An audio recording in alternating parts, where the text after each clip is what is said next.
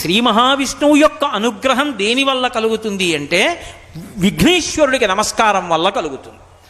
ఒక్క విఘ్నేశ్వరుడి దగ్గరికి వెళ్ళి ఒక నమస్కారం చేశారనుకోండి, లక్ష్మీ కటాక్షం ఇటు విష్ణు కటాక్షం రెండూ లభ్యమవుతాయి.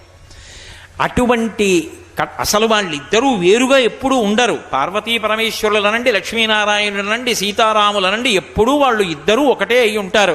అనుకల తనుకండాలింగనారంభశుంభత్ ప్రతిదిశభుజాకా శ్రీ సఖానోకహర్ది స్తననేనగుళుచ్ఛస్పార పుష్పద్విరేఫా రచయితుమయి లక్ష్మీ కల్పవల్లీ కటాక్షాన్ అంటారు పరాశర భట్టలు శ్రీగుణరత్న కోశంలో.